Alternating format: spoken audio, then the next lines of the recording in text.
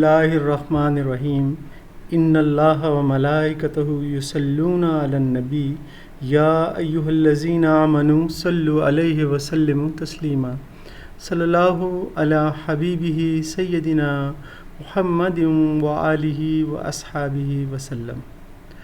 जी dear students, आपको जैसा कि पता है हम रिसेंटली रिपोर्ट राइटिंग पे काम कर रहे हैं और आज का हमारा जो लेक्चर है वो ये है कि रिपोर्ट राइटिंग के बारे में हम इनिशियल इन्फॉर्मेशन जो है वो गैदर कर चुके हैं और मैं आपके साथ शेयर कर चुका हूँ। आज जो है आपको ये बताया जाएगा कि डिफरेंट रिपोर्ट राइटिंग जो है उसके सैम्पल्स जो हैं वो आपको दिखाए जाएंगे ताकि आप प्रैक्टिकली देख सकें। एग्जामिनेशन में आपको रिपोर्ट राइटिंग अगर प्रैक्टिकली करने का कहा जाए तो आप कैसे करेंगे, और इन सैम्पल्स के साथ साथ मैं आपके साथ प्रोग्रेस रिपोर्ट ये क्या होती है और उसका भी एक सैम्पल जो है आपके साथ डिस्कस करूँगा। ये दोनों, ये प्रोग्रेस रिपोर्ट जो है ये भी रिपोर्ट राइटिंग की ही एक सूरत है। तो चलें आगे बढ़ते हैं, इस पे और फिक्र करते हैं। सबसे पहले क्योंकि आज आपको सैम्पल्स दिखाने हैं तो पहला सैम्पल जो है रिपोर्ट राइटिंग का उस हवाले से है। तो ये एक रूटीन वाइज एक्टिविटी होती है किसी ऑफिस की, तो उसमें एक HR ऑफिसर जो है जिसका आबिद राय जिसका नाम है, वो अपनी रिपोर्ट जो है ना ऑफिस में सफाई का स्टैंडर्ड क्या है वहाँ पर, ठीक है ना, और ऑफिस का माहौल इन्वायरमेंट क्या है, उसके हवाले से वो तकरीबन ईयरली या फिर जो है ना आफ्टर 6 मंथ ये रिपोर्ट पेश करता है। तो ये उसकी एक रिपोर्ट है, ये मेमोरेंडम की शक्ल में है कि क्योंकि ये हर साल ये होती है तो एक मेमोरी की सूरत में ये जो चीज़ है वो मौजूद रहे। तो देखते हैं जी, ये इस सैम्पल को हम ऑब्ज़र्व करते हैं। ये जो है आबिद राय साहब सारे डिपार्टमेंट से मुखातिब हो रहे हैं, HR के, ये ह्यूमन रिसोर्स के ये बंदे हैं। तो इन्होंने ये अपनी रिपोर्ट जो है 19 अगस्त 2016 को दी है और ये इसका रेफरेंस नंबर है MR0216। और ये जो है वहाँ पर ऑफिस में पेस्ट के हवाले से, यानी कि कोई इंसेक्ट्स वगैरह जैसे मक्खियाँ, मच्छर और इस तरह का कोई प्रॉब्लम है, उसके हवाले से ये रिपोर्ट इन्होंने पेश की है। ऑफिस का मैंने जैसा कि पहले भी बताया कि इन्वायरमेंट कैसा है, हाइजीन के हवाले से, सफाई सुथराई के हवाले से, तो उसके हवाले से ये रिपोर्ट है। देखते हैं जी, ये जो है वो 2 दिन पहले जो हैं वो गए हैं क्योंकि 19 को वो रिपोर्ट पेश कर रहे हैं और 17 अगस्त को उन्होंने इंस्पेक्ट किया है ऑफिस को और वहाँ से उन्होंने जो सूरत हाल देखी है वो बताई है। वो बता रहे हैं कि 17 अगस्त को मैंने गया ऑफिस में, वहाँ इंस्पेक्ट किया उन्होंने कंपनी का ऑफिस को, और क्योंकि ये जो है ये चीज़ जो है उनकी रूटीन का हिस्सा है जो कि वो मंथली इंस्पेक्शन करते हैं। ये यहाँ पर मंथली इंस्पेक्शन करते हैं ऑफिस की जो है हाइजीन्स के हवाले से और वो रिपोर्ट देते हैं।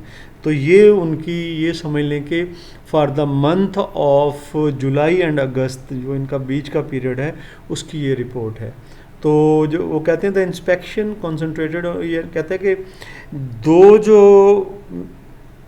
जो मरकज़ी पहलू हैं ना, जो बुनियादी चीज़ें हैं जो उन्होंने बताई हैं, एक है हाइजीन सफाई के हवाले से और मेंटेनेंस इश्यूज़ के किस तरह से सूरत हाल चीज़ों की क्या है, वहाँ पर वायरिंग की सूरत हाल, वहाँ पर रंगो रोगन की सूरत हाल, पूरा ऑफिस के एनवायरनमेंट में फर्नीचर हो गया, यहाँ पर वो प्रिंटर का प्रॉब्लम भी बताएंगे। तो ये सारी सूरत हाल हाइजीन के हवाले से वो बताते हैं कि हाइजीन का जो स्टैंडर्ड है ऑफिस में उसमें ज़रूरत है कि उसे इम्प्रूव किया जाए, ये रिपोर्ट में बता रहे हैं क्योंकि उन्होंने उसको ऑब्ज़र्व किया है।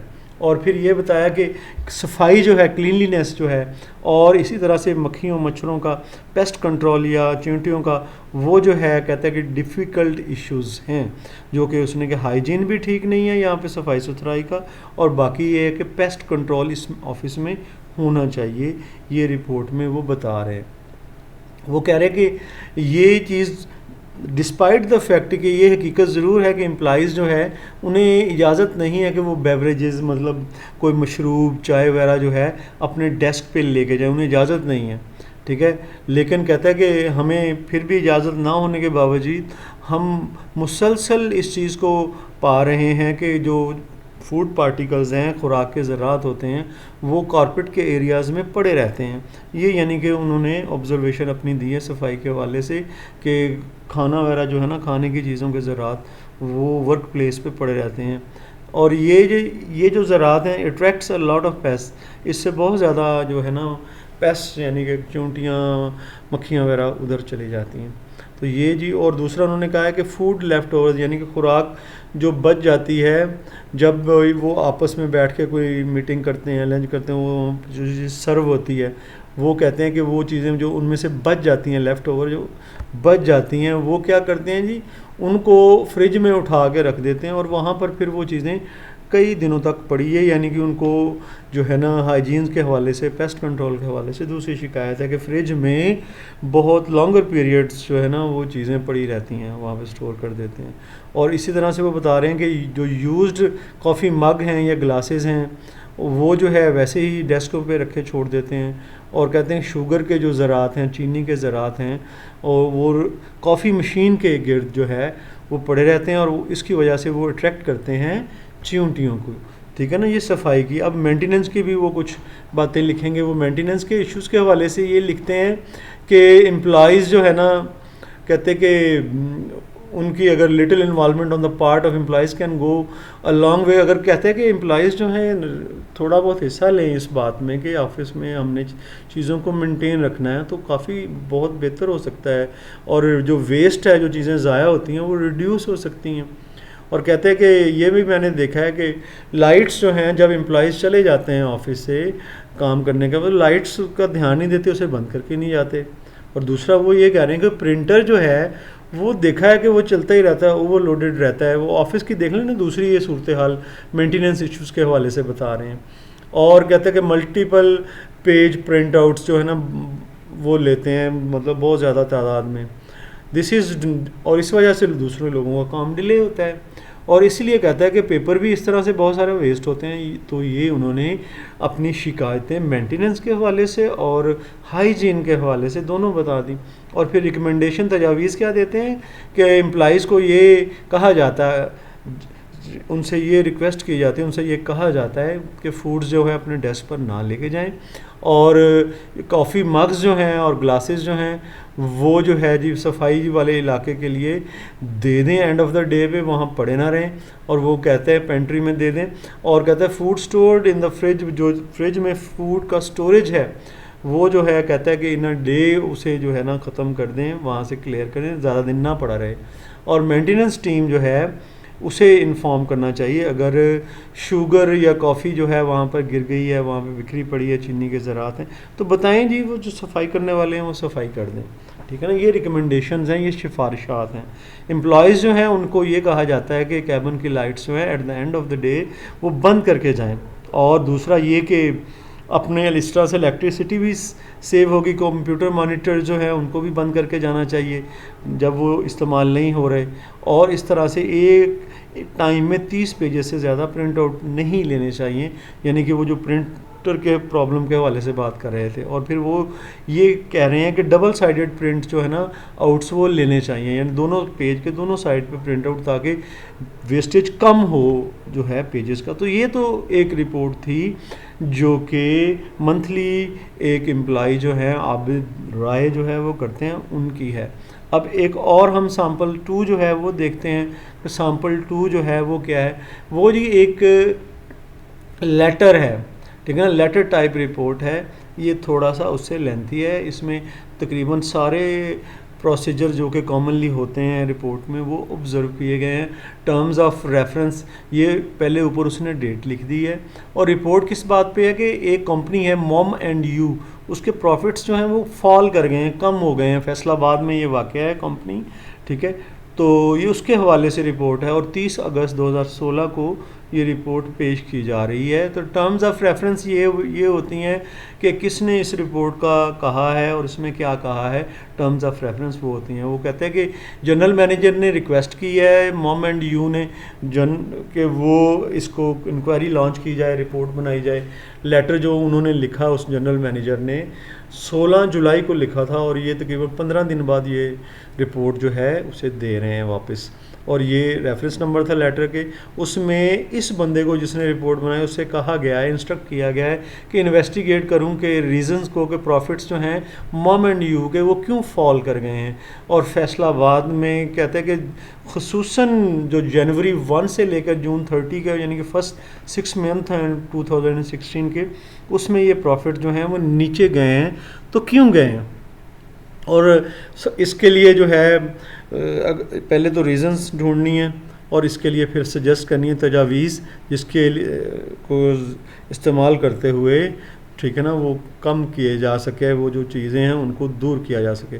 तो वो कह रहा है कि जी मैंने ये प्रोसीजर अडॉप्ट किया इस हवाले से कि मैं ये अंदाज़ा लगाऊं कि प्रॉफिट्स जो हैं क्यों डाउन हो रहे हैं। तो उसके लिए मैंने कौन सा प्रोसीजर लिया, ये उसने 5 प्रोसीजर जो हैं वो लिखे हैं। उसने कहा कि मैंने सेल्स रिकॉर्ड मैंने लिया है जो जनवरी जो है ना 2016 से 30 जून का 2016 का, और वो उसमें मैंने इंस्पेक्ट किया, कंपेयर किया जो है ना उसको सेकंड हाफ जो 2015 यानी कि बाद के 6 महीने 2015 के, जब मैंने उनसे कंपैरिजन किया तो कहता है वो बनता भी था कंपैरिजन करना, क्योंकि उसे कहा गया कि प्रॉफिट फॉल किए हैं।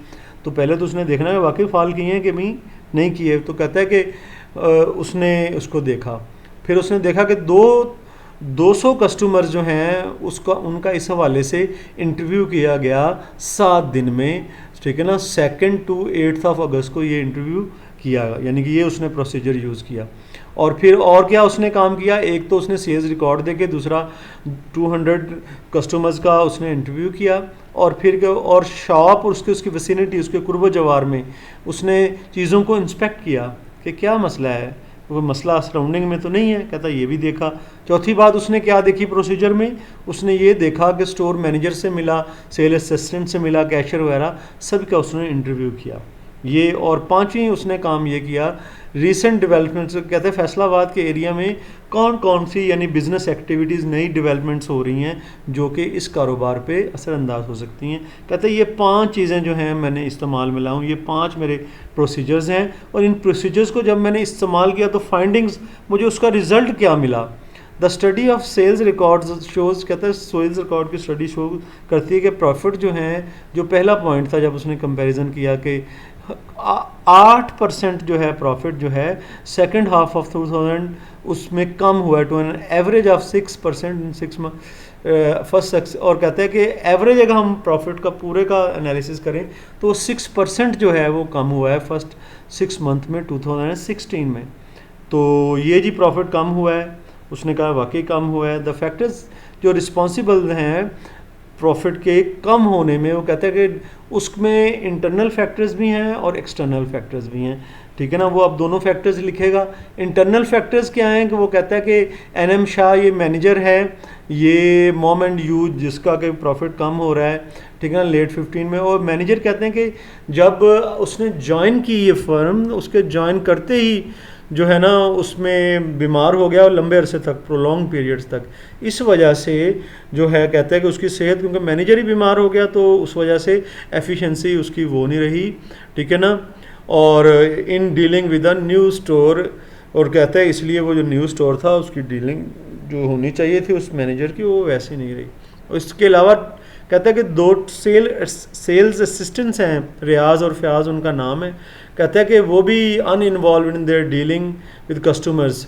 वो कहते हैं कि वो भी जो है ना इतने इन्वॉल्व नहीं होते, इंटरेस्ट नहीं लेते कस्टमर्स के साथ डील करते हुए, और इसलिए मेजॉरिटी ऑफ कस्टमर जो हैं उन्होंने उन दोनों की शिकायत की है, रियाज और फयाज की, कि वो जो है ब्रस्क्यूज, उनकी ब्रस्क्यूनेस, उनका तीखापन, चिड़चिड़ापन, ठीक है ना, उनकी तबीयत में है, और अनहेल्पफुल एटीट्यूड है, वो मदद नहीं करते, ठीक है। वो ये बता रहा है, कहते हैं इन 2 बंदों का और मैनेजर का ये मसला है। और उसका मतलब कैशियर कहता है जो अपॉइंट किया गया है दिसंबर और अप्रैल में, पुराने कैशियर को रिसीव करके कहते हैं कि उसको प्रीवियस कैशियर जो है वो चला गया था, उसको रिप्लेस करके ये नया आया है। तो कहता है कि रीजनल मैनेजर कहता है कि ये जो नया कैशियर है, क्योंकि नया है इसलिए अकाउंट बुक्स को सही तरीके से जो है ना फिल नहीं कर रहा, ठीक है ना, रिकॉर्ड अकॉर्डिंगली मेंटेन सिस्टमेटिकली वो नहीं कर रहा, और उसके गैप्स हैं इन एरियाज़ में। कहता है कि ये भी एक है। अब एक्सटर्नल फैक्टर, ये तो थे इंटरनल फैक्टर्स उस फर्म के। एक्सटर्नल फैक्टर जो है जो कि प्रॉफिट को फॉल करवा रहे हैं वो क्या है, कहते हैं कि जब मैंने कहते हैं कि प्रोलॉन्ग कंस्ट्रक्शन, वहाँ के करीबी फ्लाई ओवर बन रहा है, यानी कि पुल ब्रिज बन रहा है जहाँ पे ट्रैफिक को डाइवर्ट करते हैं, वो ऊपर से जाती है, कहते हैं कि वो बन रहा है और इसी वजह से फैसलाबाद का ये एरिया जो है वो अफेक्टेड है। और जब ये एरिया अफेक्टेड है तो कस्टमर्स जो है वो प्रेफर करते हैं, तरजीह देते हैं कि वो डस्ट या ट्रैफिक वगैरह को इस तरह की गंदे एरिया में जो है ना अवॉइड करके वो चले जाएं and go to the new market. वो जो इसके अलावा कहते हैं न्यू मार्केट खुल गई है, वहाँ रोड्स अच्छे हैं सेक्टर 43 में, वो वहाँ चले जाते हैं। और कहते हैं कि इसके अलावा एक तो ये फैक्टर है कि वहाँ डस्टी रोड्स हैं, वहाँ पर फ्लाईओवर बन रहा है, ये भी मसला है। और दूसरी बात ये कि मदर्स एंजल्स जो है एक नया स्टोर खुल गया है सूसा रोड पे, और वो भी जो है ना उसने कुछ कस्टमर्स को अपनी तरफ डाइवर्ट कर लिया है। और कहता है कि ये जो स्टोर है ना इसमें बहुत बड़ा जो है ना फूड कोर्ट भी है, मल्टीप्लेक्स, ये नहीं है कि एक्टिविटी सेंटर है लोगों के बैठने के लिए वो, यानी कि उन्होंने ऐसी जगह बनाई, पार्किंग स्पेस भी वहाँ पे अच्छी है। और कहता है seems to have attracted some loyal customers. इन चीज़ों ने जो उन्होंने ये अरेंजमेंट्स किए हैं स्पेशल, इसकी वजह से कस्टमर जो हैं वो अपनी तरफ अट्रैक्ट कर लेते हैं। ये उसने एक्सटर्नल रीजंस दी।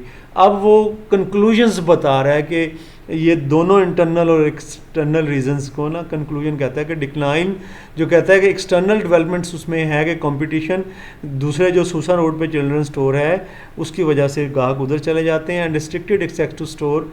और क्योंकि कंस्ट्रक्शन एक्टिविटीज़ वो फ्लाईओवर की चल रही है उसकी वजह से जो है ना हमारी एक्टिविटीज़ जो हैं वो ये जो है ना थोड़ा मुश्किल में पड़ गई हैं।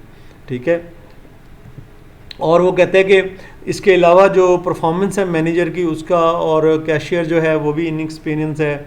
ठीक है ना। और वो जो दो लोग जिनको उसने मेंशन किया रियाज और फयाज, वो डिस्कोर्टियस हैं स्टाफ, वो भी फैक्टर्स हैं जी जिनको हम इग्नोर नहीं कर सकते।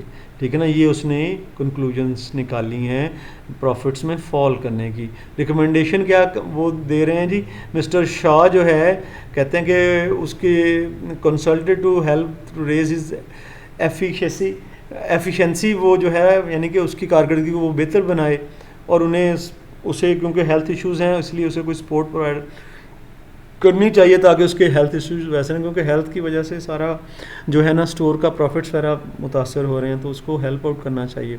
और ये कह रहे कि his performance should be reviewed again after 6 month, उससे थोड़ा सा जो है ना वार्न करके तो ये कहा जाए कि 6 माह बाद फिर उसकी परफॉर्मेंस को रिव्यू किया जाएगा। रियाज और फयाज जो हैं दोनों जो बिहेवियर के जो हैं वो ठीक नहीं है, उनको अपने बिहेवियर को ठीक करना चाहिए।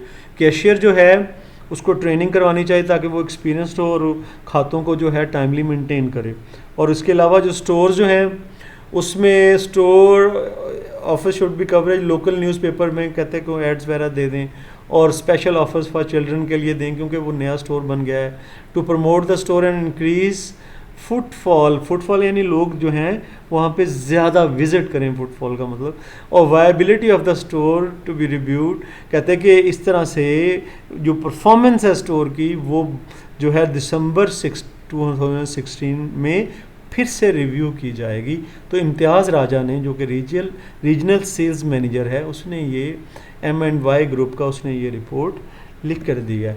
अब थोड़ा सा जिक्र हो जाए जी प्रोग्रेस रिपोर्ट क्या होती है। प्रोग्रेस रिपोर्ट जो है ये जैसे कि इसका नाम है, क्योंकि यानी कि कोई इन प्रोग्रेस है कोई काम, तो उसके बीच में जो रिपोर्ट है, एक तो पूरे काम की रिपोर्ट होती है लेकिन कोई काम चल रहा है उसके बीच की रिपोर्ट क्या ना पर्टिकुलर ऑनगोइंग प्रोजेक्ट है उसकी ये रिपोर्ट है। और इसके अंदर जो है ज़ाहिर है वो हमने कंप्लीट करना होता है, उसमें डेडलाइंस दी होती हैं कि इतने अर्से तक बड़ा प्रोजेक्ट है ये कंप्लीट हो जाए, और इसका वर्क जो है work done till the date of writing report, ताकि ये काम जो है हो जाए जब तक रिपोर्ट या फिर फलां जो डेडलाइन दी है उस तक। तो ये जी वो रिपोर्ट उस बीच के एरिया की होती है। इन केस ऑफ डिले, अगर ये होता है कि डिले हो जाएगी उस काम में, तो ये उसमें बताई जाती है इस रिपोर्ट में, फिर हमें क्या करना चाहिए ताकि वो टाइमली फिनिश हो जाए वो जो काम है। ठीक है ना जी। ये बीच में किसी भी काम के कहते हैं, मिसाल के तौर पर अगर कोई कंस्ट्रक्शन का प्रोजेक्ट है तो उसमें भी प्रोग्रेस रिपोर्ट बनाई जा सकती है, जो पीछे प्रोग्रेस है और जो अब की प्रोग्रेस है और फिर काम कब ख़त्म होगा। लेकिन ये कहते हैं कि अगर ये जो प्रोग्रेस रिपोर्ट आप कंस्ट्रक्शन वर्क में बनाएंगे, इसमें फॉर्मेट आपको बड़ा नपा तुला बनाना पड़ेगा, ठीक है ना, क्योंकि इसमें पैसे डायरेक्टली इन्वॉल्व हैं, ठीक है। और ये बड़े फॉर्मल, बड़ा जो है ना हर चीज़ को नाप तोल के इसमें देना पड़ेगा रिपोर्ट में, जो इसमें बिल्डिंग के प्रोसेस है। लेकिन अगर किसी स्टूडेंट का कोई थीसिस वर्क है, उसमें जो है आप इनफॉर्मल भी हो सकते हैं, उसमें डायरेक्ट प्रॉफिट एंड लॉस का कुछ नहीं होता, इसलिए थोड़ा सा आप जो है इनफॉर्मल बिहेवियर भी वहाँ पे कर सकते हैं। और आपका थीसिस रिपोर्ट लंबी है तो वो आप सुपरवाइज़र को भी सेंड कर सकते हैं। और कहते हैं कि बाज़ कंडीशंस में जो प्रोग्रेस रिपोर्ट होती है उसके लिए कोई परफॉर्मा डिज़ाइन किया होता है, उसे फिल आउट कर दिया जाए तो वो प्रोग्रेस रिपोर्ट आ जाती है। तो एक प्रोग्रेस रिपोर्ट है जी, इस सैम्पल के तौर पर आपके साथ शेयर करते हैं। ये जी प्रोग्रेस रिपोर्ट जो है सितंबर 28 को लिखी गई है 1992 में, और जर्सी मेन्यू लिख रहे हैं फ्रॉम, यानी कि जर्सी मेन्यू लिख रहे हैं, और ये किसको लिख रहे हैं, डॉक्टर जेनसन को लिख रहे हैं, ठीक है। सब्जेक्ट क्या है, progress on a faculty workshop plans, यानी कि वो अपनी फैकल्टी जो है, जो वहाँ पे बहुत बड़ी फर्म है कोई, वहाँ पे अपनी ट्रेनिंग करवाना चाह रहे हैं अपनी फैकल्टी की, तो उसके लिए उन्होंने लार्ज नंबर ऑफ पीपल को जो कि वर्ल्डली फेमस हैं उनको बुलाया है। तो उस हवाले से ये बड़ी पहले से प्लानिंग कर रहे हैं, तो उसकी प्रोग्रेस का मापने के लिए, अंदाज़ा लगाने के लिए ये रिपोर्ट जो है लिखने का कहा गया है, जो कि डॉक्टर जेनसन को जर्सी मेन्यू जो है वो रिपोर्ट कर रहा है। और कहते हैं कि ये फैकल्टी वर्कशॉप जो है अक्टूबर 12 को होनी है। देखें ना, ये अक्टूबर, अभी सितंबर जो है 28 चल रहा है, अभी 14 दिन उसमें पड़े हैं, तो ये पहले ही वो क्योंकि रिपोर्ट दे रहा है कि वहाँ उस वक्त तक कितना काम कंप्लीट हो जाएगा। और कहते हैं कमेटी मेट ऑन सितंबर 19 को, इस हवाले से देखें ना बहुत पीछे चले जाएं तो कमेटी मेट की थी, उसमें डिस्कस किया था कि हमने what kind of subjects we wanted and came up with several names of possible speaker, कि कौन से मौजूआत पे वर्कशॉप करनी है। यहाँ पर वर्कशॉप कर रहे हैं जी, ट्रेनर्स आ रहे हैं, वो बताएंगे, जो है यहाँ के स्टाफ को गाइड करेंगे। तो उस हवाले से ये रिपोर्ट है उस वर्कशॉप की, और ये कोई 1.5 महीना पहले जो है तकरीबन वर्कशॉप नहीं हुई, उससे पहले ही काम शुरू कर दिया गया है। तो उस हवाले से ये रिपोर्ट है, और वो बता रहा है कि ये जो बंदे हैं सिंस देन, जब से ये हमने फ़ैसला किया था यानी कि 19 सितंबर को, तो उस वक्त से ग्रेग स्टीफन्स जो है ये जो इनका बंदा है ग्रेग स्टीफन्स, उसने कांटेक्ट किया स्टैन ब्रेनन से, president of genesis technology centre at Wichita जगह का नाम है, वहाँ टेक्नोलॉजी सेंटर बहुत बड़ा है, वहाँ का वो प्रेसिडेंट है, जेनेसिस उसका नाम है उस सेंटर का। तो उसने आना है जी वहाँ पर, उसने टाइम भी दे दिया है, एग्रीड। और फिर कहता है कि since we have sent him a letter confirming speaking, और कहते हैं हमने क्योंकि उन्हें लेटर भेजा था कि वो कंफर्म कर दें कि वो हमारे यहाँ जो है स्पीकर के तौर पर इनवाइटेड हैं। इसके अलावा and Greg Stephen has talk to him, और इसके अलावा कहता है कि ये जो ग्रेग स्टीफन है ये उनसे बात भी की है, किससे, स्टैन ब्रेनन से, और कहता है talk to him personally, he will be flying in on, कहते हैं कि वो फ़्लाइट के ज़रिए अक्टूबर 12 को वहाँ पर जिस दिन वर्कशॉप है वो पहुँचेगा। और इसके अलावा कहते हैं कि एक और स्पीकर है जो कि बोइंग कंपनी में है, जॉन कैम्पबल उसका नाम है, और वो कह रहे हैं कि इन टच विद उसके साथ जो है आई कुन एल Andrews in their cat cam division. अच्छा जी, आल एंड्रयूज़ ने आना है असल में, और वो जो है इस बंदे ने कहता है कि मैंने ख़ुद से इन दोनों से कहा है, बोइंग वाले से भी और एल एंड्रयूज़ से भी, मैंने ये उनकी जगह है कैट कैम डिवीज़न, वहाँ मैंने इनसे कनेक्ट किया है, यानी रब्ता किया है। मिस्टर एंड्रयूज़ जो है उसने कंफर्म किया है, आइदर ही, या तो वो आएगा या उसका कोई और कोलीग टॉम मैकडैविड जो है वो आएगा उसके डिपार्टमेंट से, बल्कि दोनों आएंगे और कहते हैं कि वो वहाँ पर स्पीकर के तौर पर आएंगे, ठीक है ना, वर्कशॉप के लिए। और कहता है कि इन सिलसिले में लेटर भी उन्हें भेज दिया है कंफर्मेशन के लिए कि वो जो है ना, जिसकी वजह से उनकी स्पीकिंग एंगेजमेंट है वो कंफर्म हो जाती है। और बोथ लेटर्स जो हैं थर्सडे, दोनों को जो लेटर्स हैं वो मेल किए गए हैं सितंबर 27 को। कहते हैं ये लेटर्स यानी कि कल ही उसने मेल किए हैं। और कहता है कि उन लेटर्स की जो मैंने लेटर्स मेल किए हैं एंड्रयूज़ को भी, ब्रेनन को भी, उनकी कॉपी जो है मैं आपको इनक्लोज करके भेज रहा हूँ, डायरेक्शंस। और कहते हैं campus copies of which are also attached workshop. और कहता है डायरेक्शन टू द कैंपस, जो भी वहाँ पर हदायत हैं उन सारी की कापीज़ भी मैं आपको भिजवा रहा हूँ। और कहता है कि अब वर्क जो शेड्यूल रह गए हैं वो क्या क्या हैं, आई नीड टू कॉल।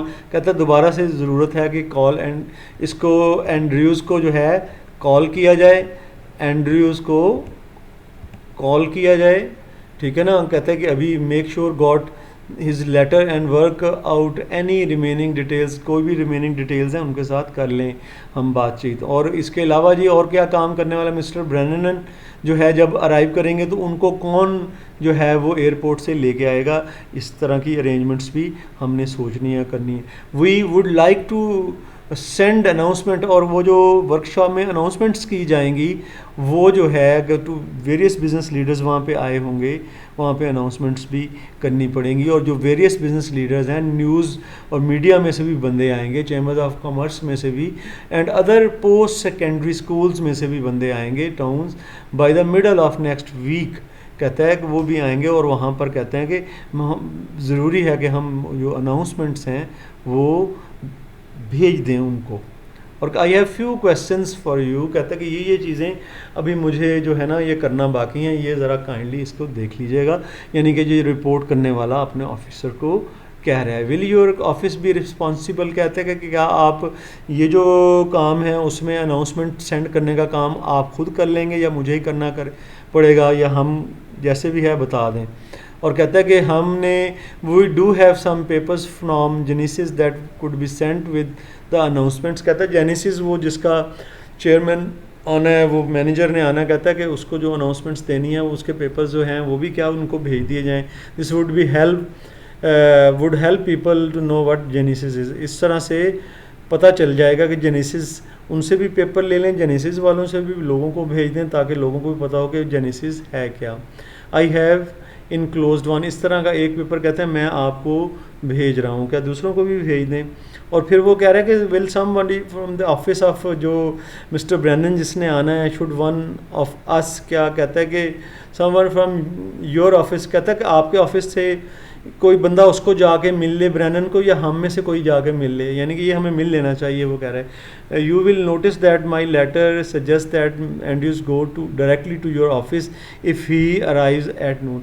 और मैं तो ये सजेस्ट करूँगा कि अगर मिस्टर एंड्रयूज आ जाता है ना जल्दी, तो वो सीधा आपके ऑफिस में चला जाए। तो इस बारे में भी कहता है अपने ऑफिसर को, ये बंदा कह रहा है कि मुझे बताइए। विल यू और टीम मेक ओपनिंग कमेंट्स और इंट्रोडक्शंस। कहते हैं कि जो वर्कशॉप है उसमें ओपनिंग कमेंट्स क्या टीम या आप खुद से कर लेंगे। Please see the enclose schedule, मैं शेड्यूल आपको भेज रहा हूँ तो इस हवाले से भी मुझे बता दीजिएगा। How do we make arrangements to have coffee और रोल्स अवेलेबल GT1। कहता है जब वो ज़ाहिर है होनी है वर्कशॉप तो उसमें जो रिफ़्रेशमेंट वगैरह के अरेंजमेंट्स हैं वो जो है कौन करेगा, किस तरह से करेगा, वो भी बता दीजिएगा। I think this will be an interesting workshop. कहते हैं इंटरेस्टिंग होगी, कॉन्फिडेंट हूँ मैं, ये रिपोर्ट लिखने वाला बता रहे हैं। And everything is working out nicely, I don't foresee. कहता है मुझे कोई जो है ना मैं नहीं देख रहा एनी प्रॉब्लम के मुस्तकबिल में कोई प्रॉब्लम आएगा that would throw off our plan, जिसमें हमारे मंसूबे जो हैं उनमें कोई फ़र्क पड़ जाएगा, नाकाम हो जाएंगे, ऐसी कोई बात नहीं होने जा रही जी। ये तो जी जो है ना रिपोर्ट थी जो कि अभी मंसूबा चल रहा है, उसके बीच में रिपोर्ट है, प्रोग्रेस रिपोर्ट है, उसका ये सैम्पल है, तो इसको भी आपने देख लेना है। इस तरह से रिपोर्ट राइटिंग के ऑल इश्यूज़ तकरीबन हमने यहाँ पे टैकल कर लिए हैं। मुझे आपने दुआओं में याद रखना है, मैं आपको दुआओं में याद रखता हूँ। अल्लाह सब पे अपना फजल करम करे इंशाल्लाह फिर से मुलाकात होगी। फ़ी अमानिल्लाह। अल्लाह हाफ़िज़।